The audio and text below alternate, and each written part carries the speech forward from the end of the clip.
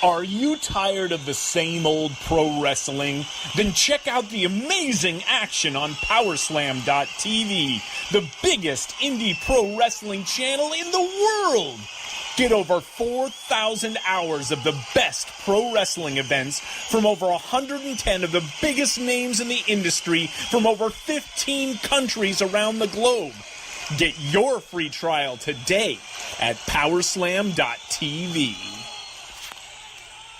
The following is brought to you by the Social Suplex Podcast Network.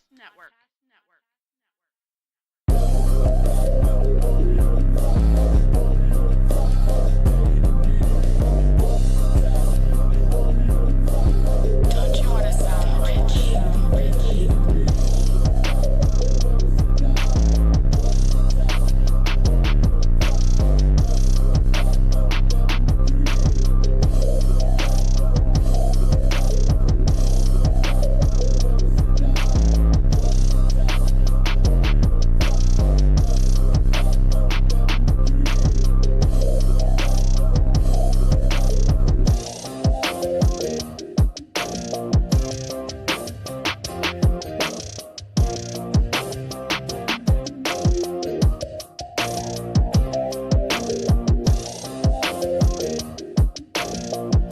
Hello and welcome to episode 3 of All Things Elite.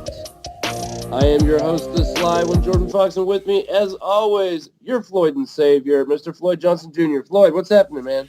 The elite, the elite, the elite, the elite, man. After last night and the ticket announcement party, I was super excited to do this show. I mean, seriously, I live a opposite life than everybody else. So it was like I'm like 12:30 in the morning. I kind of finished my notes and got all the stuff together, and I'm just like itching. I'm like, dude, I wish he was awake right now so I could talk about it, but I was working, so I couldn't have did it anyway. But it was just like I've just been like all this week, just been itching just to get into this show. Right. Yeah, a lot of stuff that we're going to get into today. And, obviously I did not get most of the info until I woke up this morning and on my way to more so when I was trying to wake up over a cup of coffee before going to the gym. I was reading about everything and, not to spoil anything, but, you see Kenny Omega on there. And I'm just like, man, I wonder how much money Kenny Omega is making. Because, we talked about it on episode 1, I believe, where the rumors are that Kenny Omega turned down $3.5 million a year on a downside guarantee to go with AEW instead of WWE. So can you imagine the kind of money that he's probably making? Well, we'll talk about it in a little bit. Sorry, I'm getting ahead of ourselves. It just blows my mind. Kenny Omega is like my favorite wrestler in the world right now. So, but before we go, we actually have a contest winner. But before we do that, we want to be sure and thank PowerSlam TV. Don't forget, you get your first month free with PowerSlam TV by using promo code Social Suplex. Floyd, my man, let's talk about that contest, baby. All right. I was excited. This contest was way bigger than we thought. So before we announce the winner, because I told him I'd announce it within the first 5 minutes of the show, I'd just like to thank Social Suplex, our family. I'm talking about Jeremy, Josh from Keeping It at Strong Style, and Rich. He did our music. He's on One Nation Radio. He gave me a shout out last week. Yeah, because I did have a little problem getting out our Twitter name because All Things Elite was taken. So I had to keep playing around with it, so it wasn't anything that I could remember. And because it looks like, when you first look at it, it looks like at. So it's like it's like weird. So it's like, so I practiced a little bit because it's at ATE Elite Pod, at AT Elite Pod. There you go. So AT Elite pod. I had to practice this week so I could get it without messing up, but I want to give them, they've welcomed us into the Social Suplex family with open arms. They gave me notes last week on the show, which is very valuable because honestly, you can surround yourself with people that don't ever tell you the truth, and they definitely gave me some information to help make the show better. I appreciate that. I had to accept that covering all things, covering the elite when it comes to them opening a show is almost like a second full-time job. You have to be on Twitter. You have to be on the different sites. You have to be watching videos so you can have all the information so you can come to every show prepared, because that's what we want to do. We want to give you a comprehensive coverage of the elite, because it is something I'm very passionate about and love very much. So I don't want to do anything less than my best. And having those two guys helping me and Rich helping me get better each week, I really appreciate this. So to the contest. Let me tell you, I've run contests online on different pages I've had, and I usually get about 50 to 100 people. This might speak to the popularity of the elite. We went from 52 followers on basically a naked site to over 700 followers running this contest. Insane. Over 600 people did all three steps, which was retweet, like, and follow us. We had a lot of different podcasts follow us. So they were through. If they did all three, they were through into the list. And this morning, I had a person keeping track of everything for us because my attention to detail is not that great, but hers is better. So she kept the list and gave me the list. I put it in a randomizer. I called a friend that does not even like wrestling, doesn't even know I was running a contest, and I randomly said, pick a number between 1 and 643, and they picked the number, and your winner is this week. It's only the first shirt giveaway because we got over 500, so we are giving away 2 shirts. So your first winner is at RVD Babe. At RVD Babe. I will be contacting her, contacting the user, which is her, directly to let her know she won, so I can get the address, and I'll be sending the hoodie out as soon as I have that information. Hopefully she'll be nice to post a picture of herself in the hoodie, and I would so we can post it on the site. So I'm very happy to give that away. So yes, your winner is at RVD Babe. Now, at RVD Babe, I'm going to hit you up on Twitter, but you have until the next show to contact me with your information. If not, we will be picking a different winner. Oh, dude, she'll contact you. I am 100% sure. I'm 100% sure she'll contact me, but I just want to put a expiration on it, because if I don't, people will think I didn't give out the shirt. They'll think, yeah. And I don't want anyone to think I didn't want anyone to think, oh, like he just ran this to get followers without actually paying anything off. I want to make sure I get their information. Like I said, I'm announcing it on the show, but I am hitting her up today directly on Twitter. Yeah, I get that. That's cool, man. And congratulations to her. I totally wanted to win it, but Floyd told me I was not allowed to win it, which I thought was completely unfair. But whatever. No, I'm just kidding. So you said that because we got over 500 followers from the contest, that we're actually giving away a second hoodie, right? Yes, and we're gonna announce that we're gonna keep following, liking, and tweeting. The contest is still going, Right. And then we'll draw another name next week. We'll announce it first 5 minutes of the show, just like we did this week. And as I said, I reached the goal so quickly and so unexpectedly. I just got a wild hair up my ass, and I said, you know what? If we get to 1,000, I'll give away 2 more hoodies. So it'll end up being 4 hoodies total. So we'll end up giving away hoodies every show of the month of February. It's not, I can't afford to give away stuff every time, but It's as a new show, we're just hoping that this allows you to give us a chance and Mm-hmm. give us a chance. If you like our show, keep listening. If you don't like our show, hit us up on the Twitter. The DMs are open. Let us know what we can improve. Let us know what we can add or what we can cover more or cover less, and we'll be glad to adjust based on if you say don't talk about the elite, we're not gonna not do that. I mean, that's kind of the whole show. So we're gonna take your suggestions under advisement. We're not gonna say we're gonna do them all. We're not gonna ignore them all, but we will take them under advisement. Absolutely, absolutely, man. So I do believe that was the last announcement that we had. Let's get into some All Elite Wrestling, man. So do you want to start off with talking about being the Elite in this week's episode and the Yes, announcement that they made on there? yes, definitely. Let's talk about being the elite. This week's episode. I watched it 3 times. The 3 times because, like I said, like last week, it was just I had seen it, but I had to remember points. But I watched it 3 times this week, and what we started off with, it was kind of cool.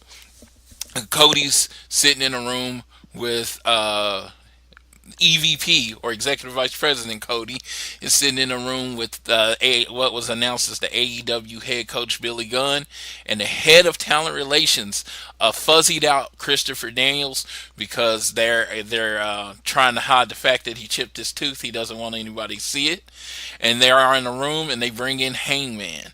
Scorpio Sky is just like hanging in the back. It's kind of weird.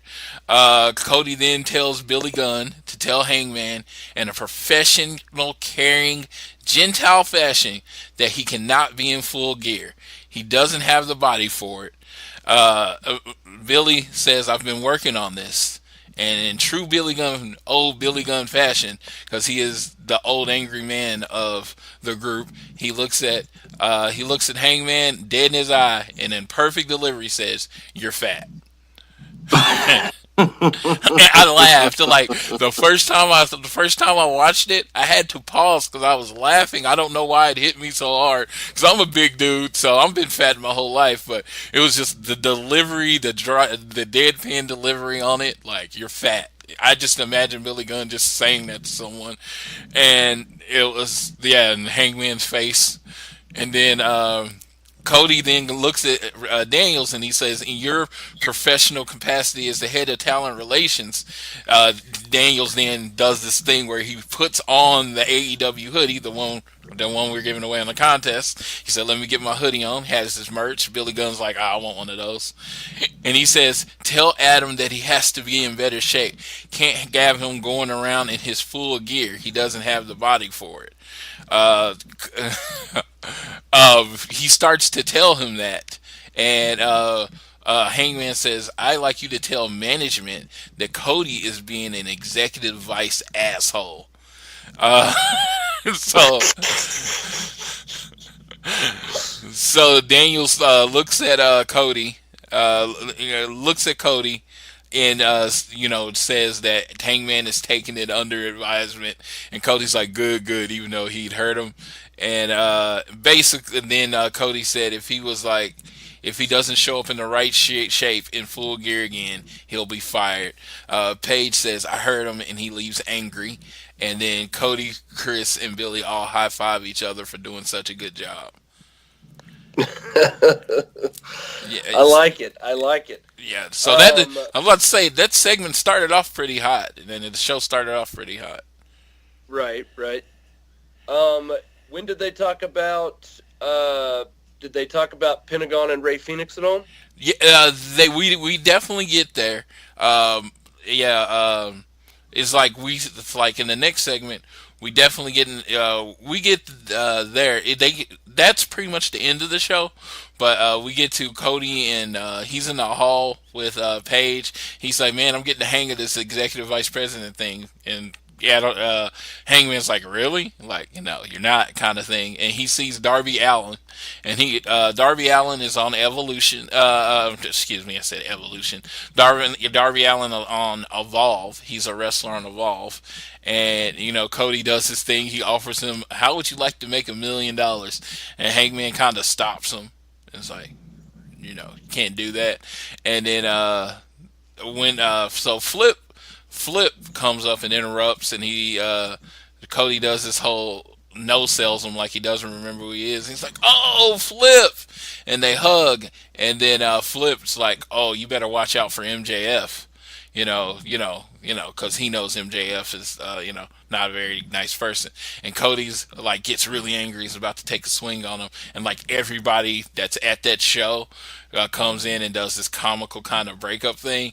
Now I found something funny in this segment because Billy Gunn, they record with like the phones or whatever, and Billy Gunn clearly didn't know something was going on, so he was walking in the back, and then he saw him recording, and he's like kind of ducks. I'm like, dude, you're like 6'7", you can't duck. You're not ducking out of camera. You're not ducking out of camera. You are the fucking camera. You're bigger than everybody there. It was just hilarious. And in doing the breakup, Scorpio Sky is literally just in a towel. I was like, that makes no, what? All right, no, but that was hilarious. In that segment, we get to Matt. He's at MGM. Says they talk about the history of the MGM Grand Arena. They talk about our Garden Arena. They're talking about Halloween. The last time he was there was Halloween Havoc, and he met Ray in the lobby, and Ray was really, really nice to him. And their goal is to break the wrestling record, which was like 12,000 there, 12,000, and they just start that, and it's just Nick and Matt that they're talking about that, and we get to Scorpio Sky and Frankie are looking at an Ali photo, and this was weird because, of course, they've been doing this thing about not saying candy bar names, like so. He's like telling about the time he had the Snickers.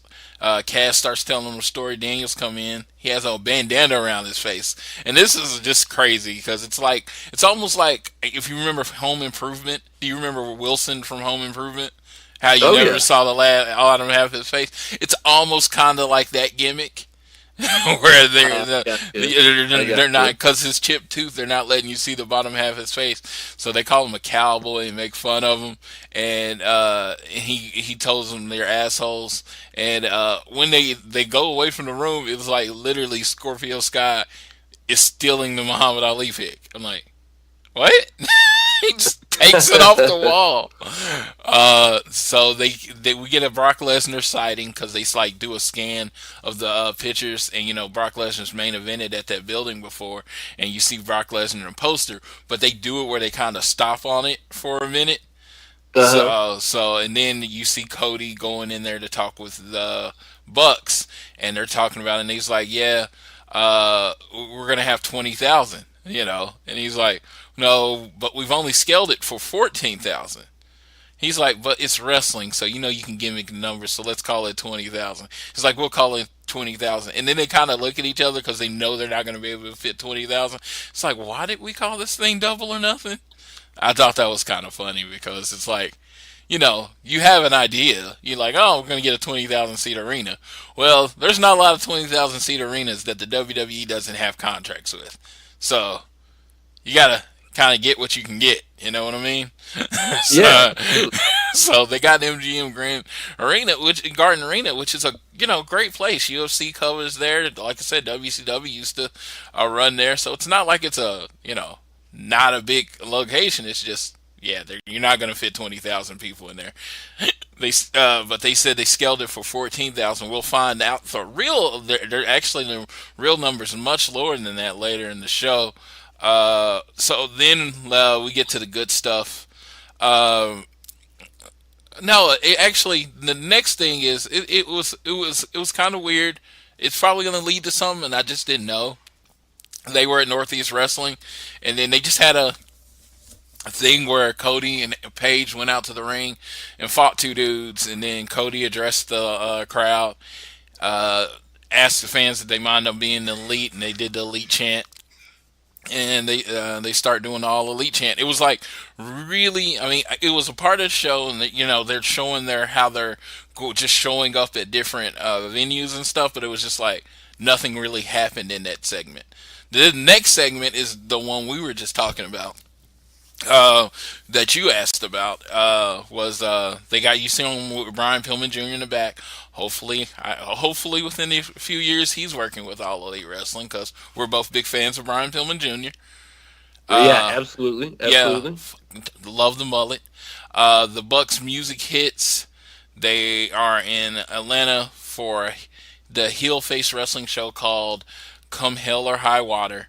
Lucha Brothers are already in the ring. They had just wrestled SCU. I think they won, but it wasn't really clear from the video. Uh, they come out to the ring, and of course, the Lucha Brothers think they're about to start a fight. Penta does his Cierro Miedo thing to the Bucks, letting them know he ain't scared of them. They say they come in peace, and they thank them for keeping tag team wrestling alive. And they say tag team wrestling can be a main event. That'll probably end up being a theme of this show because they mentioned that a lot. And they said they call Lucha Brothers the second best tag team in the world. And of course, if you know Pentagon and Ray are not very long tempered, that angered them. Right, And right. they say, oh no. If you want to prove you're the best, come wrestle for AEW. They don't have the paperwork, but a handshake will do. So they stick out their hands, and the Lucha Brothers look like they're about to say no. We all know the result, even though they didn't show it. They went away from it right then. We all know the result is that they did end up having a handshake agreement. We'll talk a little bit more about that, Penner and Ray. But just to finish segment, it was a very hilarious to me. It was like I wouldn't call it the funniest segment, but it was unexpected because of how they set it up. Kenny's on the phone with Nick talking about this tough choice he has to make about where he's gonna go, how not where he's gonna go, but what choice and the tough, and it leads you to believe he's talking about making a choice between like New Japan, WWE, and All Elite. Well, he's wearing all of this Resident Evil gear, and you find out he's talking about which character path to take on Resident Evil 2, Claire or Leon. And it's like, I didn't know anything about Resident Evil 2. I didn't know there was dual character paths. So that was even funnier to me because it's like I don't know what's going on. And Matt says he doesn't play video games. He says he gets off the phone. He's like going through this talking about you know, I'm gonna do what I'm gonna do. Like you all out there doing drugs and stuff, which of course they don't do. He says, Right. he's like, I'm gonna do Leon. I think he's stuck with Leon. It was funny. He says, I gotta get off the phone. I gotta call Marty. And then Nick's like sitting there wondering. He's like, how do you get the phone number to my hotel room? It was just that ended on that one, and then the show went away. But that was everything on Being the Elite. The big news out of Being the Elite, as we discussed, Ray Phoenix and Pentagon Jr. I think they called him something else like Pentagon LM or something like that. I think it's like his AAA name or something.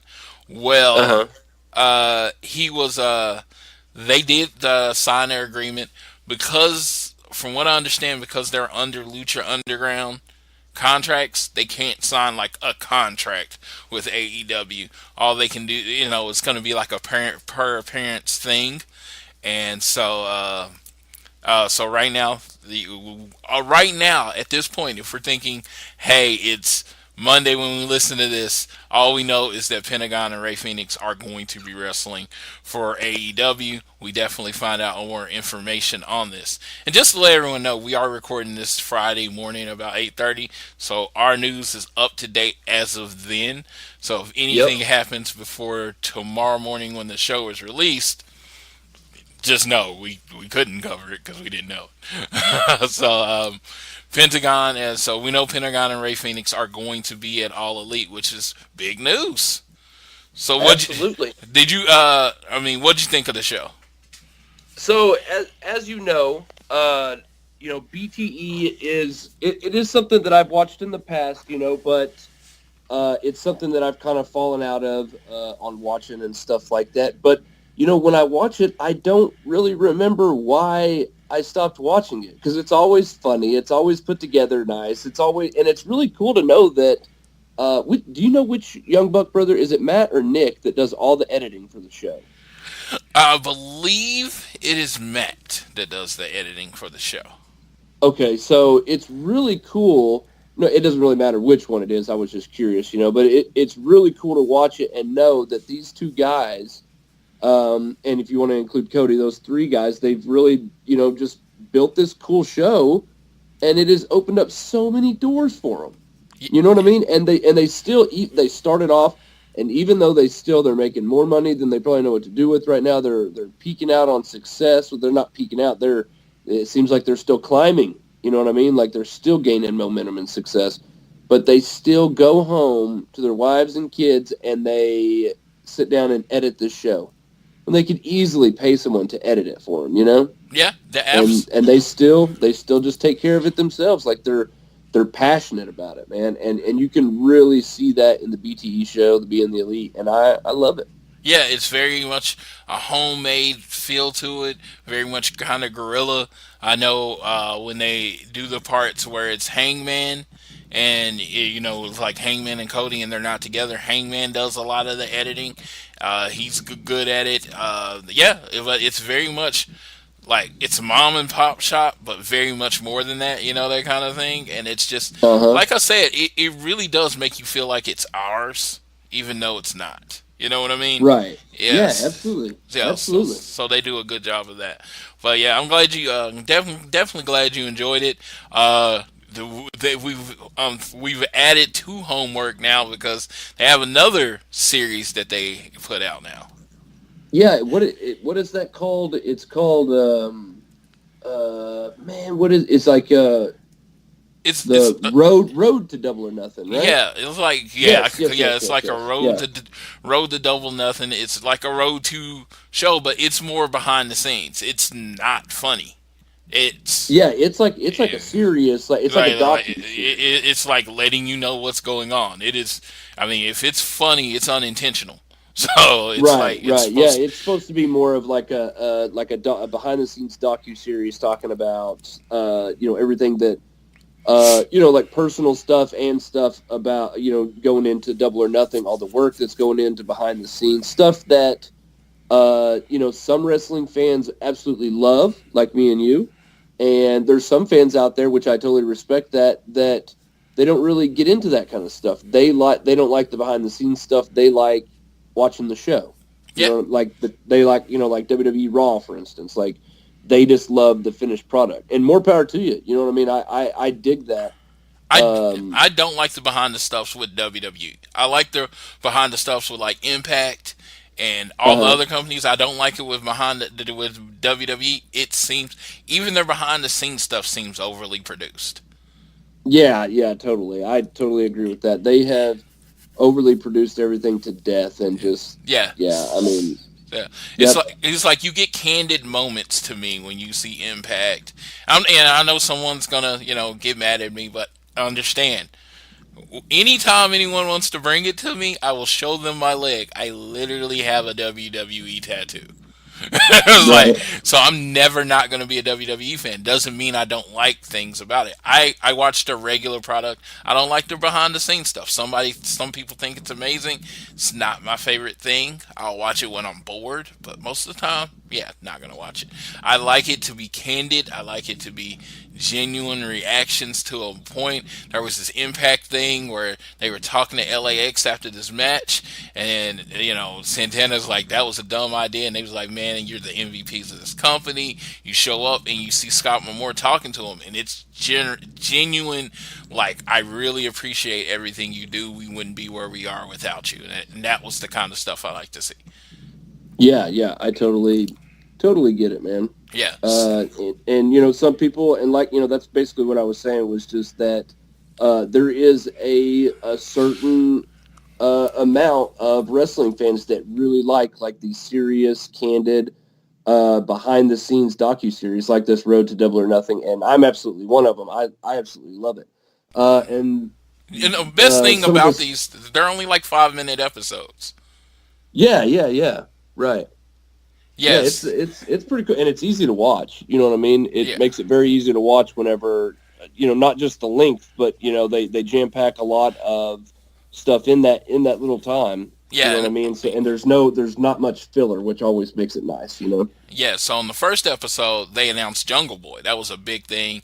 And then they kind of ended with Cody didn't have an opponent. And, it kind of kept with this theme because you see Cody and CD or Chris Daniels, they're with Farrah watching a video, and it turns out it's a Jimmy Havoc cutting of Amazing Prono. Chris Daniels says Jimmy Havoc, and Jimmy Havoc, just like it's like there's Jimmy Havoc, and you go to Michael Corler, and he's the AEW coordinator with an apple. He's saying ultraviolet Jimmy Havoc. He's saying what most people, if you honestly, hardcore wrestling fans know who Jimmy Havoc is, and Right. and I'm not, when I mean hardcore, I'm not talking about deathmatch. I'm talking about just you have to be pretty passionate to know who Jimmy Havoc is. There's a niche in the wrestling business. Most people that are casual's not going to know who he is.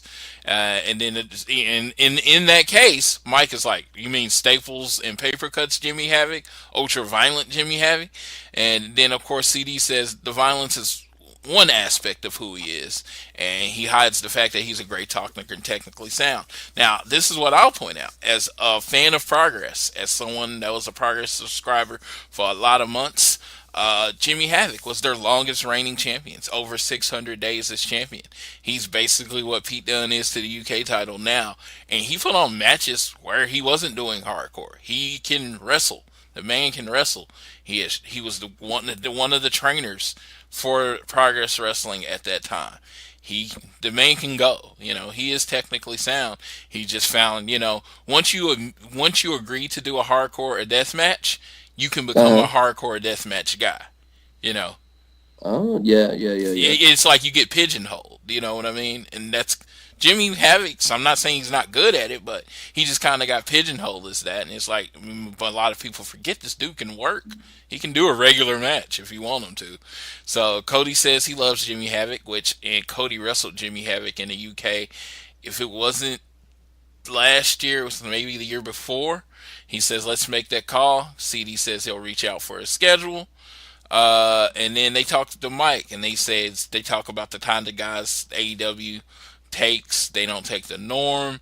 How they search for wrestlers. They don't want people. They want to see people that people enjoy. They just don't want to use names that's been everywhere. They want to find a diamond in the rough. They go back to Jungle Boy. Then they talk about Adam Page. We get a profile about Adam Page, and Mike says basically he could have went anywhere he wanted to. Most people thought he would sign with the Elite, but he was a star. Other companies wanted him. And that kind of thing. Page, you show back the video from January 8th in Jacksonville where he says he wants to be the first AEW champion, and he says it's hard. He's very humble, very hard for him to accept the best, and he says if he wins the title, he could accept that he's one of the best in the world. We then Cody and Chris Daniels talking about the visa process and how hard it is, how they have to get paperwork and people signed off. I kind of took that as a veiled shot at the NJPW's recent visa issues. Maybe it might have been, but it seemed like that was a weird coincidence that was like one of the things they focused on talking about and how much paperwork there was. And Mike comes in and says, beep, called again. Chris says, you want to handle that? That one sounds personal. Cody says, it's fairly personal. He doesn't want to handle it. He'll call him back when he feels like it. Mike reminds him that he still doesn't have an opponent for Double or Nothing. They all look at each other. And I ask you the question, sir. Who do you think it could be? There is a theory on the internet that we're about to talk about, but who do you think you could be? To be honest, I do not have a clue. I was actually waiting for you to, finish this portion so I could ask you about the theory that you're referencing, because I didn't read about the theory. I did not know that there was a big, theory. So I'm interested in hearing about that. Yes, comes from my obsessive Twitter thirst for knowledge. Like I said, anything that has to do with the elite, I've been looking at. So it might Right. seem like it's an ongoing theory to me, just because I'm like literally paying attention to it. But the ongoing theory that it's his brother Dustin. That's where they went. They said it's fairly personal, Really? so everybody thinks it's Dustin. If you hear in the interviews, that's kind of how he is with Dustin. He's like he gets back to him when he can, so that sticks with that theory. Dustin's a loving brother, but even Cody put on this was on I forgot which show this was on. They were both on, I think it was ENC, and he says he'll say it. He's like the big brother in that relationship, so it's almost like a little brother bugging him. And they've always had the dream. They always wanted to do the big match at WrestleMania, Cody versus Dustin at WrestleMania. A lot of people think that's what they're leaning to. That would be a great surprise. I think Dustin's really comfortable in the WWE, and I don't think WWE is going to give him permission to do this. So maybe I'm wrong there, and Cody is all about his brother being comfortable, his brother, being financially secure, that kind of thing. And if he is in the WWE, I don't think Cody would. Is my thought process, and honestly, it could be equally outlandish. Was Nick Aldis? The So reason, you think they're gonna finish up the trilogy? yeah, because I was just thinking that was my thought process. Cody beat him once. Nick then beat him 2-1, so that puts it at 2-2. So technically, it's still tied up.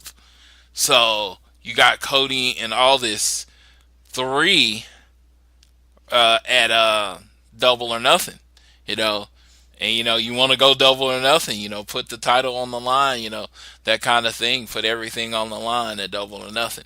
Maybe I'm wrong. But I think mine is more likely than Dustin.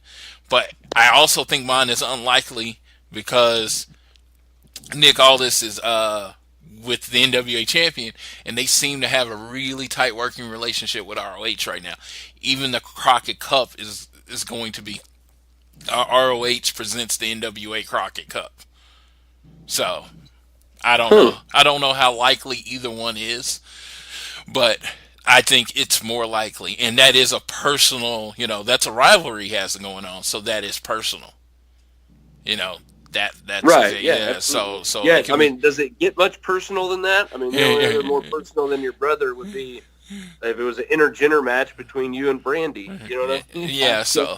So like I said, it could go to a lot of different ways. It could go someone that we haven't heard of, that, but it's just like I think that's the one we're talking about right there when it comes to personal.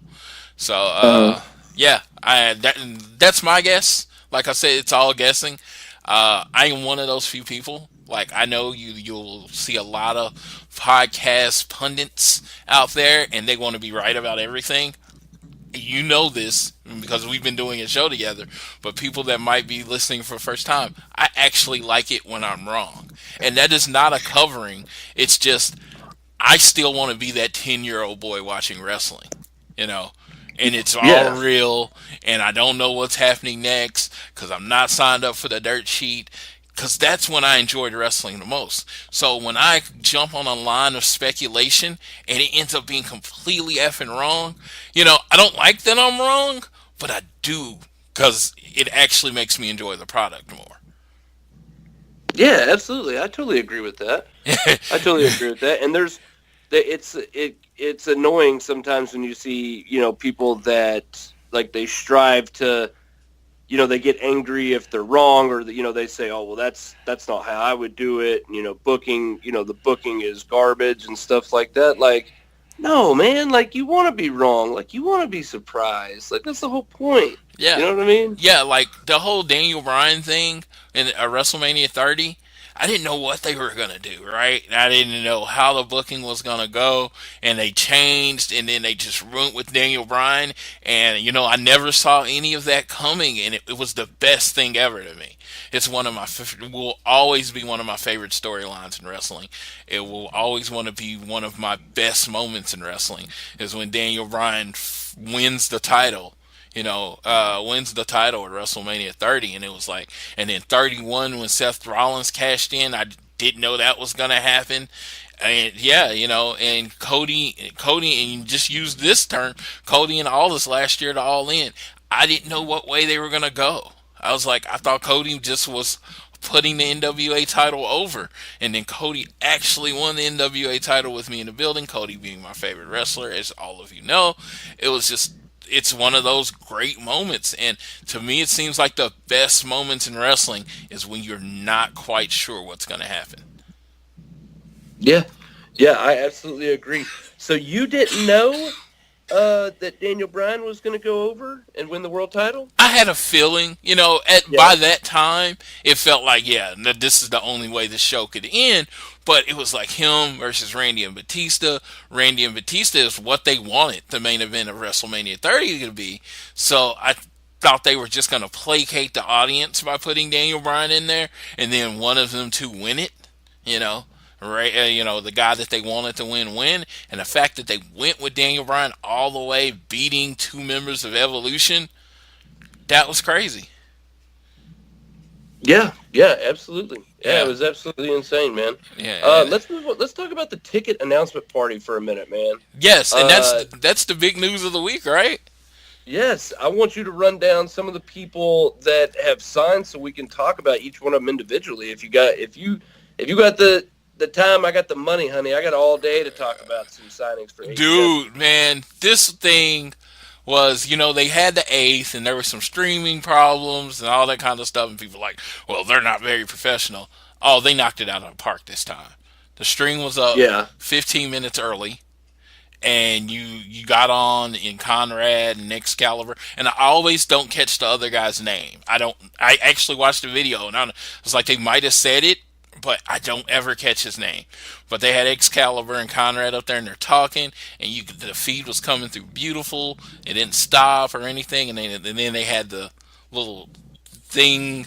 I always forget, just a graphic to hold the video, and I never had a delay. I never had buffering. I never paused. It seemed to go the way they wanted to, except the weather. It was freaking cold in Las Vegas. A friend of the show, Tiffany, was in the building, and then they were posting how cold it was out there. So right before the show, an hour before the show, there's a video on All Elite's site, and it's the GM of AAA, Dorian Roldan, letting everyone know that he was sorry he couldn't be there, but that AAA and AEW have reached a partnership and talent exchange agreement. So that's the first shot before the party even starts. Yeah, and that's insane. That is absolutely insane. That's a big deal because you hear it and there are ramifications. So first of all, of course, AAA has a lot of talent. Ray Phoenix and Pentagon work with them. But most importantly, New Japan does not work with them. New Japan is CMLL. That's their partner, not AAA.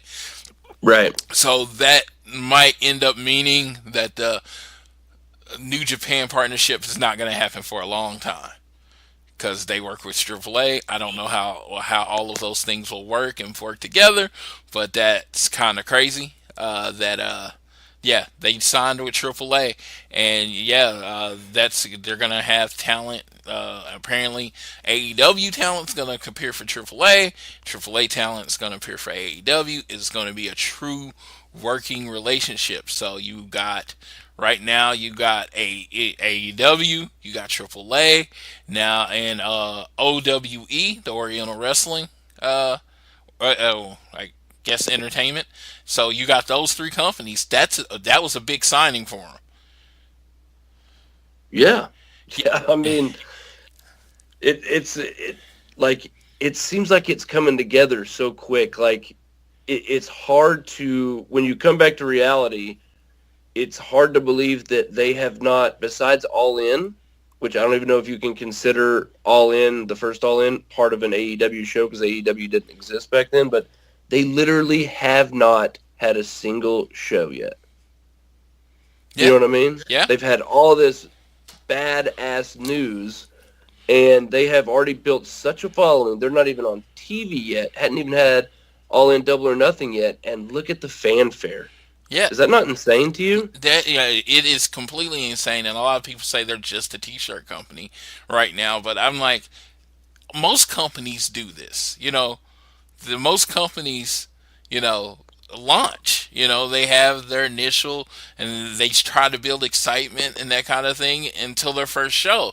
So I'm like, I don't know what you want from a startup company. What people want from it that are happen to be negative, but the positive people, good lord. I mean, there's not a hottest ticker in town. Like I said, me doing the hoodie giveaway, I'm just gonna just say this: all all the fans that got on that, all that does is speak to the excitement of All Elite. That didn't speak to me. I mean, we had only done 2 shows. You know, this doesn't Right, speak. right. This doesn't speak to how many people listened to our show at the time. It spoke to how popular All Elite. Everybody just wants a piece of it. They want to touch it. They want to be around it. That kind of thing. And it's just like, yeah, I'm like, they are building excitement. That is how you build a brand. You build excitement. You build a product that people want to see. Yep. So we get MJF makes fun of Conrad and tells the fans they're losers. He just does his MJF thing. Now, I'm like, he called him. He said, "Well, if it isn't my best friend, Conrad Turkey Tits Thompson." I'm just kidding. That's a nice scarf. No, I'm kidding again. You look so ugly and poor.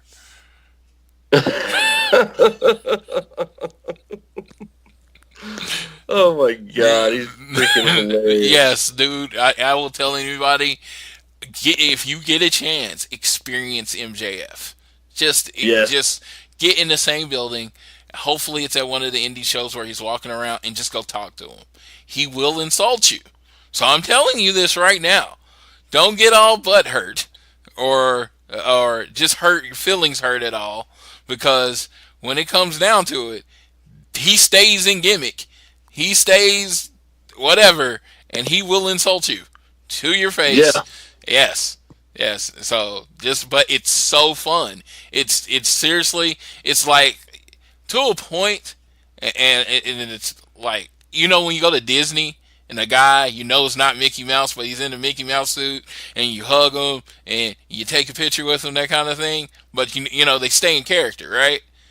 MJF is kind of the evil Mickey Mouse because he stays in character just like Mickey Mouse does.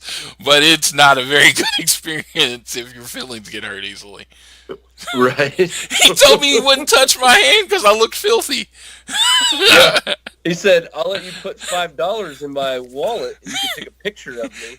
And remember, when you were giving him the money, he was still going on with the gimmick that he wouldn't touch you. So he opened up his wallet and I said, "Stick put it in them with in. yourself." Yes, and yes. He's really, really good. So we get that, and that's before the show. Show starts. Indie star Sonny Kiss comes out, and he will be at Double or Nothing. He is a African American openly gay wrestler, very flamboyant gimmick. He just said he's ready to fight. He cuts the promo, ready to fight at All In, and he just kind of danced. He was throwing a shirt to a person across the pool, and it went into the pool. And he's like, "Oh my God, that's exactly what they told me not to do." He looks like a very energetic guy. He was on the 4th season of Lucha Underground. I looked him up, and they said it was a Brandy signing. I looked him up. He looks like he's very much kind of like what you get from a flamboyant character, Right, like right. Velveteen Dream times 10 almost, as far as the flamboyance, but he looks like he can definitely go. So it's one of those people I don't know a lot about, and again, that's what they said they were going for, and I don't plan on doing a lot of research on them, because I mean, of course, I want to do a little research so I can talk about him intelligently on the show, but I don't want to do a lot because I want to experience him for the first time in AEW. I want to see what kind of character he is and what they're trying to establish with him in AEW. I don't want to go back and watch everything he's ever done and be like, well, he just did that everywhere. I felt like that ruins it sometimes. Yeah, yeah. No, I get it, man. I get Yeah, it. you be like, cause like if you go back and watch all of Progress, just to use an Uh-huh. example, Pete, and you see Pete Dunne, he's wrestling a lot of people he wrestles in the UK now, and you be like, well, I've already seen this match. Well, not you're not really supposed to because you're seeing the WWE version. So I kind of want to experience him for the first time in AEW. That way, when I'm talking, it's like, okay, this is you're experiencing with me what my first impression of him is. Right, right, right. Yeah. So then we got Cody comes out. He announces the deal with AAA, which we already knew, and then he announced, the point of this is a ticket announcement party, and he says tickets go on sale. Basically, you can go to allelitewrestling.com. That again, that's allelitewrestling.com, and you can sign up to be on the pre-sale sign-up sheet. So all Elite Wrestling is right now is a bunch of links to their social media, the pre-sale sign-up, and a link to their merchandise. That's all it is right now. It's you only can do like 4 things on the page. And so you go to the pre-sale sign-up, you put in your information, and then they send you an email. I got the email and a text. I got the email and the text. The pre-sale, you'll get the code Monday morning about 9 a.m. The tickets go on sale about 2 p.m. Central Time. That's 3 p.m. Eastern, 12 Pacific. The general tickets go on sale Wednesday, the 13th. I believe that's at the noon time again. But yeah, I'm signed up for tickets. Uh, yeah, we got some more information on that later, but that's the part that he announced. Then we start getting some more. So Sonny Kiss is going to be at Double or Nothing. Yeah, I'm guessing he's a part of the roster. Now we get Sammy Guevara comes out. He has the cruiserweight title from AAA with him. He says a AAA junior champion. He says he'll be a Double or Nothing, and he is the best wrestler they have signed. So he is, I think they would have signed him, but because of his deal with AAA and their deal with AAA, they more brought him in as part of the talent exchange and the junior. He wasn't wearing a lot of clothes and it was very cold, so I don't know if it was that but it was like he was trying to promo and he just kind of uh, he was trying to promo and he just seemed cold. Right, right. There you go. So he was like, "Hey," I was like, "I don't know if I could promo in that condition either, but I don't know if I can promo at all. Whatever." But yeah. So he comes out and signs it. They didn't announce any type of. It was just that he was going to be at Double or Nothing. Then we had Hangman come out. Says Pac won't interrupt him this time because he wasn't there. Then you see Neville or Pac cut in, and they're calling him Prince Pac. They see it's a cell phone video, which they said that it was via satellite. So he sent in a recording, and he basically said he's going to humiliate Pac at Double or Nothing. He's like, it's not personal. It's because you're an elitist. You get it? Elitist. Yeah, yeah, Yeah. yeah. So I guess it might be a gimmick that he's going after everybody in the elite or whatever. And and Hangman throws a shot at Pac. And he says Pac is doing what he does best, and that's staying at home. It's what because he stayed at home for a year for the WWE. So we got the Bastard versus the Hangman, and that's official. That is the first official match for Double or Nothing. Wow. So what do you think? I mean, It's like yeah, it feels like it's starting to come together. You know what I mean? yes, it is definitely starting to come together as far as that. But that we got our first big match, and I mean, I wouldn't call it anybody's dream match, but then you like, oh, Hangman's amazing, Pac is amazing. They're gonna tear it down. Right, right. Yeah, and it's funny. That's both big talents coming out.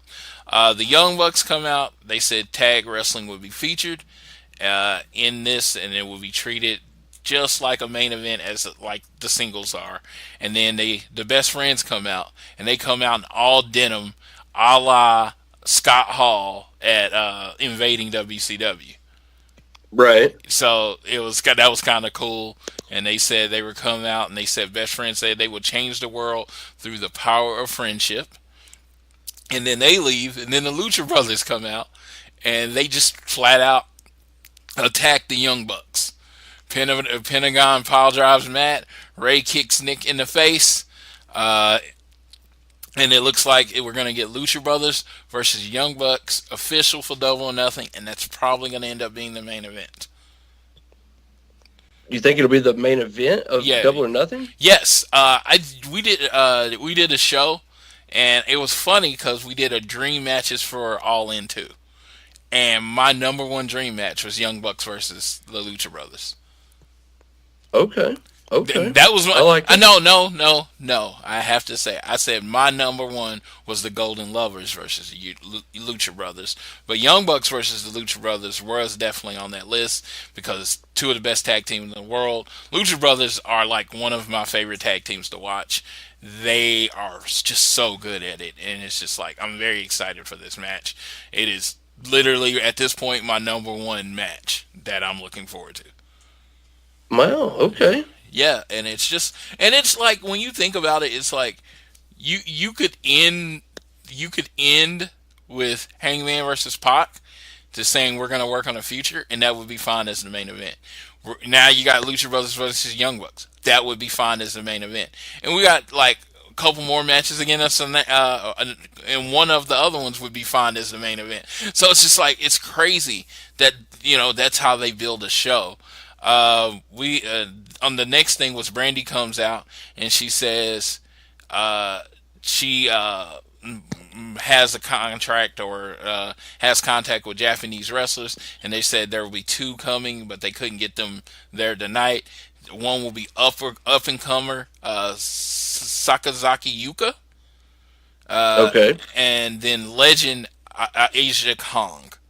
Aja Kong, big Japanese Joshi legend. She's going to be coming to the show also. And she's like, well, I made that announcement, but I couldn't come alone. So I do have some people here. And she announces Kylie Ray. And Kylie Ray, as far as I know, the WWE was looking at her. And, she was announced as exclusive to All Elite Wrestling. And then she said she brought someone else too, and they announced Nyla Rose, and she's called the American Kaiju Nyla Rose. She's like a 5'10", 6-foot chick that is very big, and they come out and they look like they're about to attack each other, and then they have a breakup. And it looks like that'll probably be a match there, Kylie Ray and Nyla Rose, but they might do a fatal 4-way kind of thing. They said they're not going to have like 20 matches, so it might end up being a fatal 4-way thing. But we're going to see. Interesting fact that I found out after the show, Nyla Rose, the American Kaiju, is a trans wrestler. Oh, really? Yes. She is a transgender wrestler. I Googled that up, so that goes to the point that they are definitely trying to be inclusive. Definitely trying to be inclusive. She's from what I understand, she's a really good wrestler. I'm like, they're not just doing it because she's trans. She's a really good wrestler that just happens to be trans. So yeah, absolutely. Yeah, which is awesome. I dig it. Yeah, and then we got SCU comes out. They announced the official SCU. They announced the official after party will be called SCU All Night, and it will be hosted by the three members of SCU. It will be after All In. Excalibur announces ODW and shows a video package of them. This is all together. I didn't just skip. This is all together. He announces ODW and shows a video package of the ODW guys. Shima shows up with Michael Nee and Dragon Fu. Christopher Daniel points out that him and Seema go back to Michino Pro Wrestling in 1998 is the first time they wrestled each other. Like, dude, that's a long time. They said if they need people to go up against, SCU, he says Shima find two partners, and so that looks like that's another match. SCU versus Shima and two partners. They did not. They're called the Strong Hearts. They did not announce that it was going to be the Strong Hearts, but it looks like it might be Shima and two actual ODWE guys, like the young guys, or it could be two people, the Strong Hearts, which could be like T Hawk and I think it's L Lindemann is what I think that's what their names are. So yeah, so we don't know what we're gonna get there, but it's gonna be a OWE, match where they're wrestling against veterans. So they might go two younger guys because they have people that can, show what they can do, kind of thing.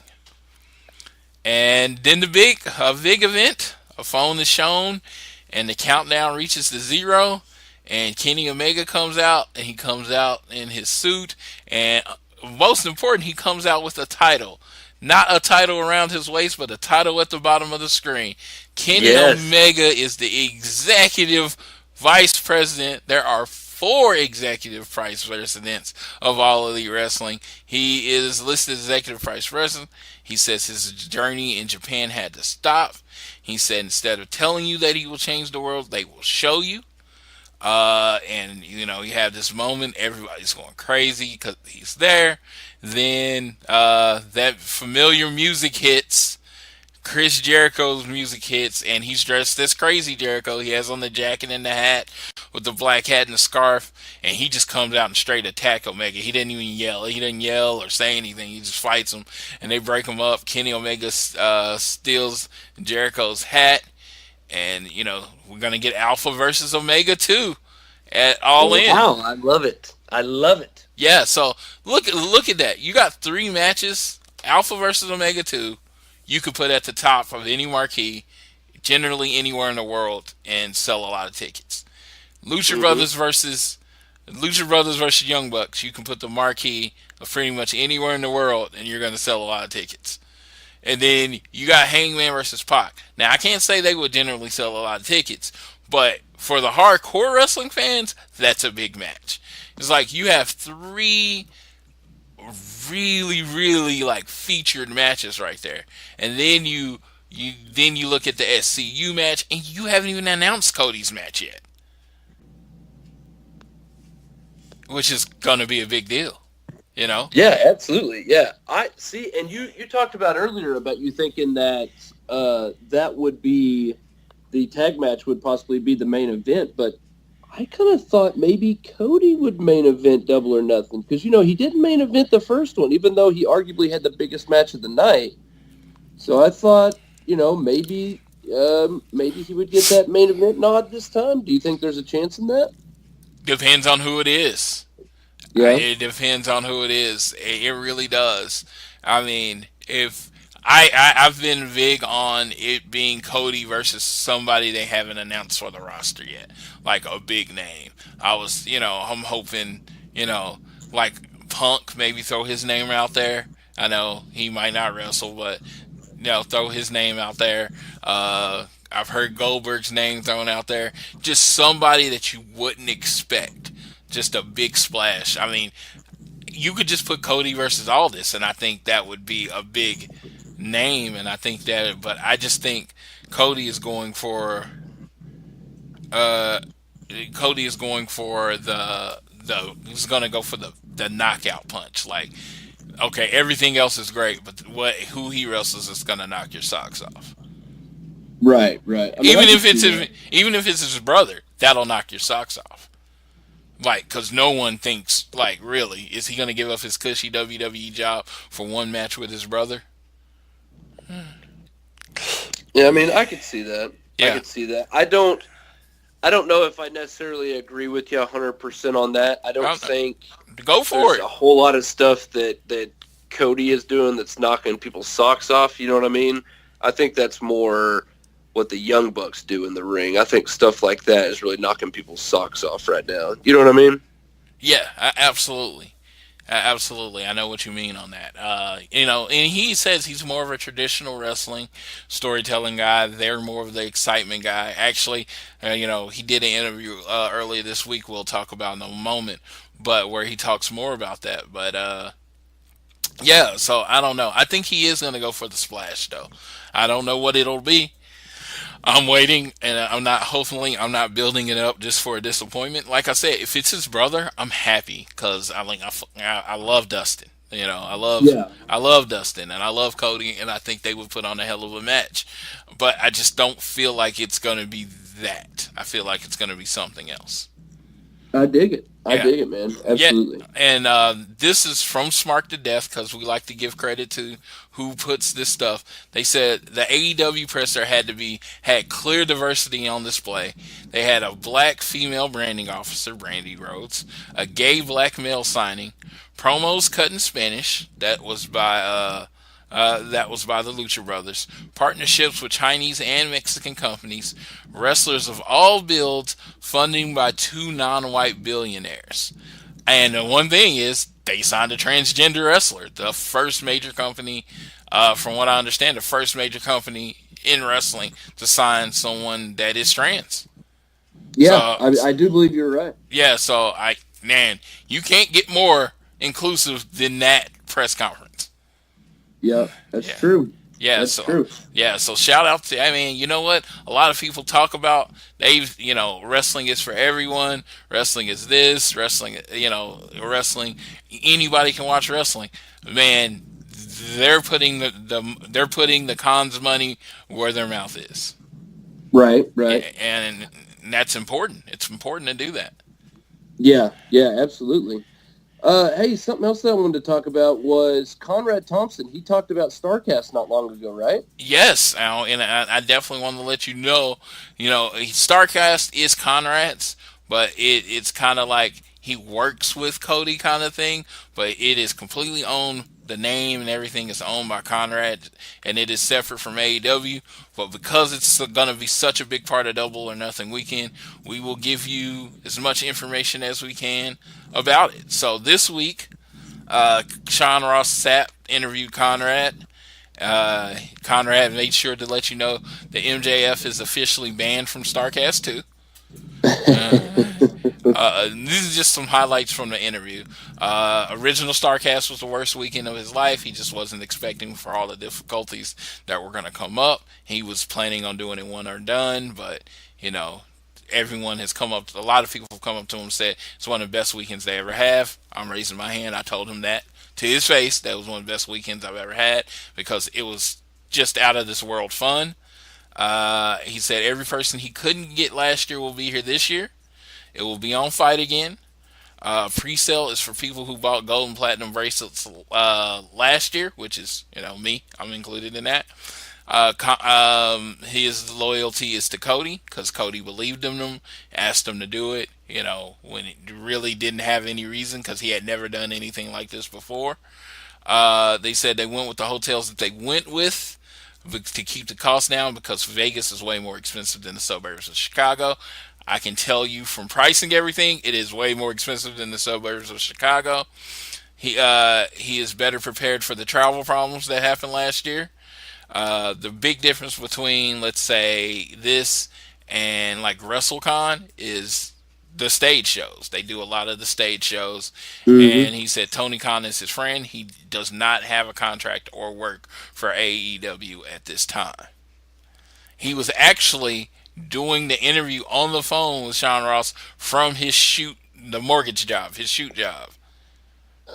So it's very much this. So the details we have so far: Starrcast 2 will be May 23rd to the 26th at the Tuscany Casino and Resort in Las Vegas. Ticket pre-sale will be February 12th at 8 p.m. Eastern. General public on sale will be Friday the 15th at 11 or 12 p.m. Eastern. The stars so far, we got Sting, Bret Hart, Bruce Pritchard, Tony Schiavone, Eric Bischoff, Sean Mooney, Jim Ross, Jerry Lawler, and Hurricane Helms. Sting and Bret Hart are pretty much the marquee names because neither one was there last year. Because last year was very much a last minute thing. So, but the fact they're gonna have Sting and Bret Hart there is a very big deal. But yeah, that's the information for Starrcast. Now, the just to let you know, some fans that might be interested, the Tuscany is almost sold out. They still have deals with the Hard Rock Hotel, and the Hampton Inn Tropicana. Hampton Inn is the only one that doesn't require a deposit, and then I think there's a 10% discount from the United that's gonna also you could also take advantage of. Hopefully that doesn't sound like a Starrcast commercial. I'm really just trying to give information to people that are listening that are interested in Starrcast. Whether you go to that or not, it's up to you. I will be there. I will be there. I'll be one of the guys with the platinum bracelet. So see you there if Cool. you're there. But yeah, Absolutely, absolutely.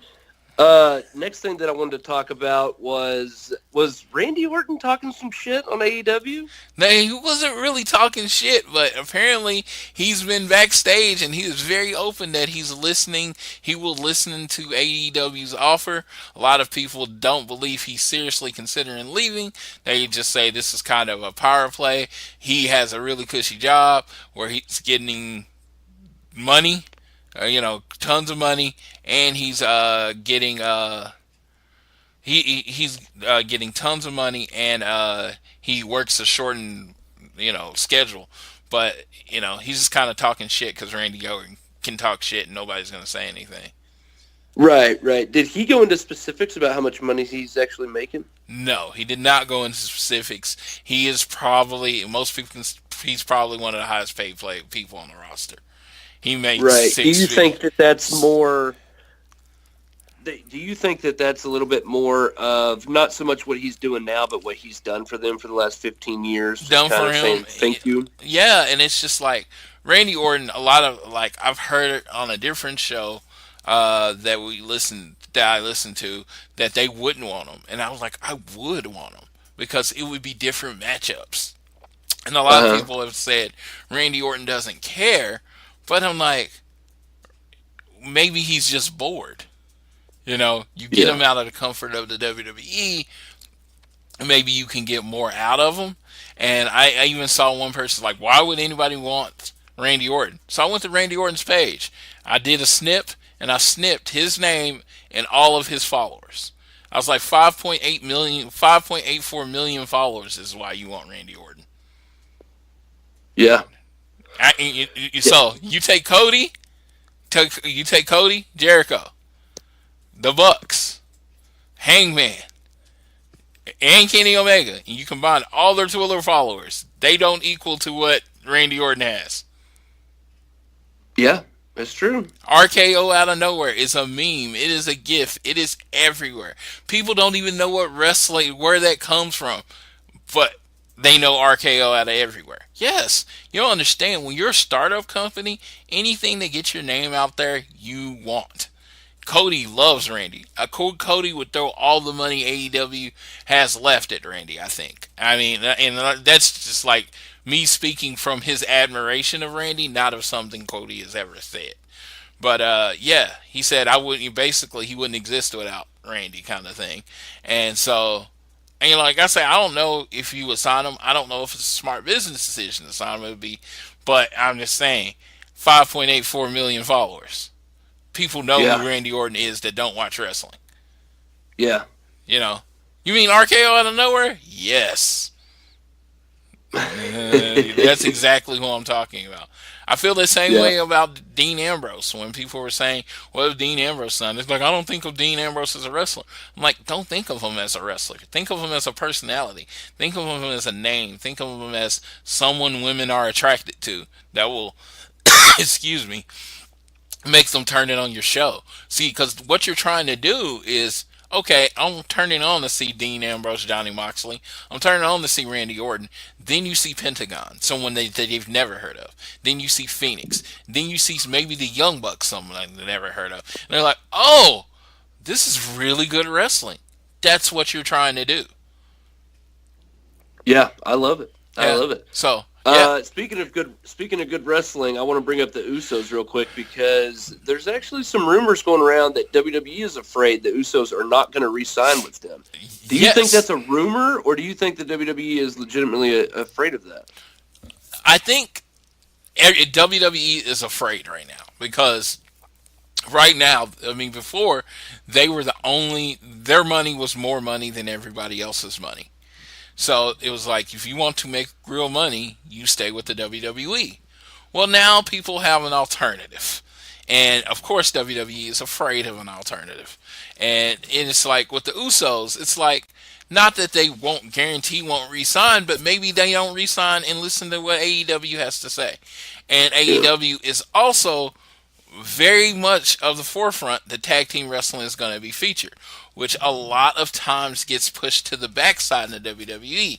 The Usos are clearly one of the best tag teams in the world, but they don't have a platform to let anyone know that. It's like the Usos are there, but let's just say somebody like Dean Ambrose, right? He has all the merch. He's getting the main events. He's doing the signings because he's pushed as a bigger star by himself than the Usos are as a tag team, which the Usos are better as a tag team than, would you say, Dean Ambrose is a singles wrestler. Yeah, I would definitely say that. So, like, when you're talking about opening up stuff outside of wrestling, the only way that you can open up doors outside of wrestling is if you're featured in wrestling. A lot of featured as a show. A lot of the times, the Usos are on the first match. They're on the pre-show. They're not featured. They're not. Tag team wrestling is not shown as important. I'm not saying I know exactly what they're thinking, but you'd be dumb not to at least listen. Yeah. No, I mean, I understand that. I mean, that's just anybody at any job. That's anybody at any job. If I like my job, I like where I work. I like, that I can get as many hours as I want and what the life it allows me to live. But if another job comes in and says, "Hey, I'm gonna offer you twice as much money, and you're only gonna work 40 hours a week, and you're gonna be home by 6 o'clock every night," you know what? I'd be a freaking idiot not to listen. Mm-hmm. So what AEW right now is offering is probably the same money at less dates. Everyone has to listen to that. Right. Yeah, it would be, what's the word I'm looking for? Like, it would be unfair to yourself in the future of your career if you didn't at least hear them out. Yeah. You know? Yeah, so it's like, it might not be something the Usos ever think about doing it. Of course, Naomi still works there. That's one of their wives. I always get confused. I think it's Jimmy, or is it Jay? Mm-hmm. I don't know. I don't know. Yeah, so I get confused. so his wife still works there. So of course he might not want to leave. They're actually on the same show, so they can travel together and all that. So it would be giving up a lot. But like I said, it's one of those things. It's like you're gonna hear a lot of rumors about people leaving, especially, but their contract's up in April. That's a big deal because what happens is if your contract expires, you don't have to wait 90 days. Oh, okay. So I didn't know that. I yes. thought you had to wait 90 days regardless. No, if your contract expires, you don't have to wait 90 days. You do have to wait 90 days if they release you. And you don't have to wait 90 days if you just don't want the money. So let's just say you have that non-compete. It's because they're paying you for 90 days not to work.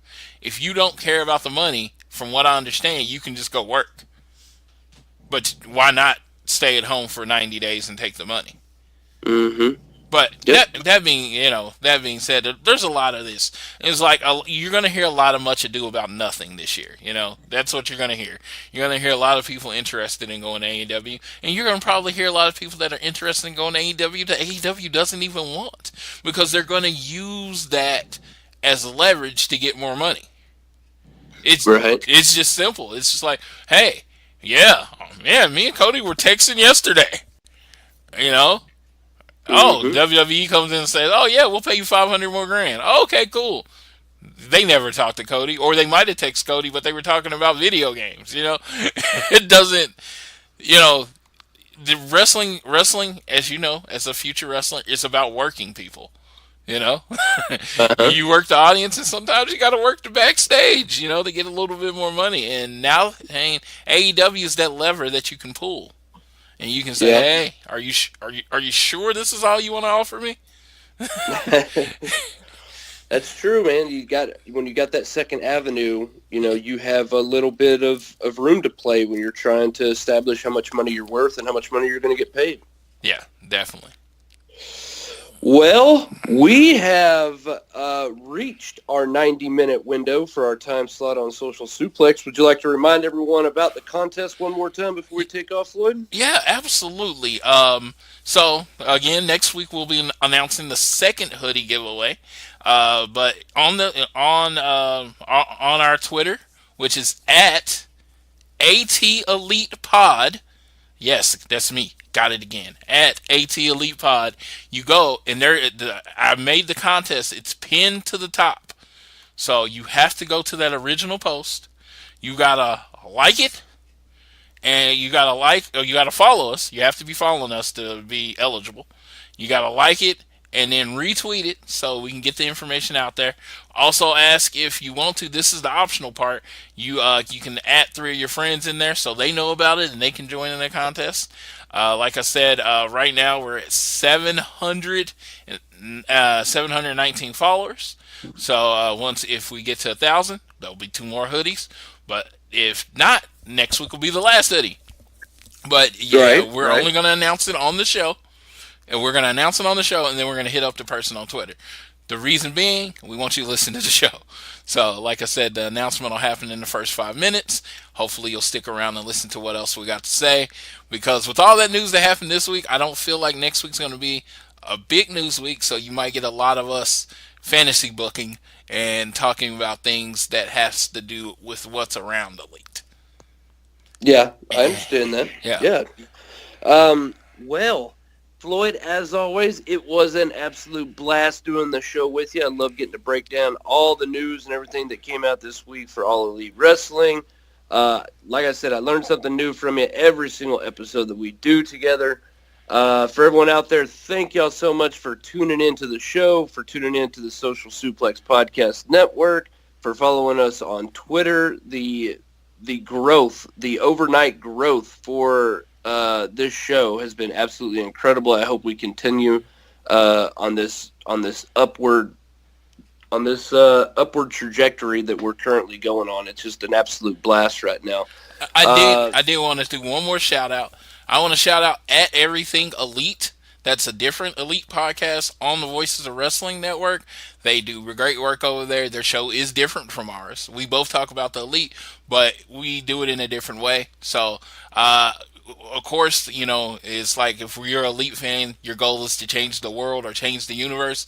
So I'm going to change the world by, basically, putting over our competition, because the point is we're not competition. We're all doing the same thing. We all just like talking about wrestling.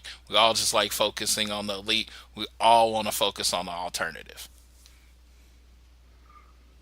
Yeah, absolutely. Absolutely. Yeah, we're all working together on this. Like, we're all just fans at the end of the day, just trying to figure out what's going on with All Elite Wrestling. So more power to them, more power to us and everything, right? Yeah, listen to both shows. There ain't nothing wrong with it.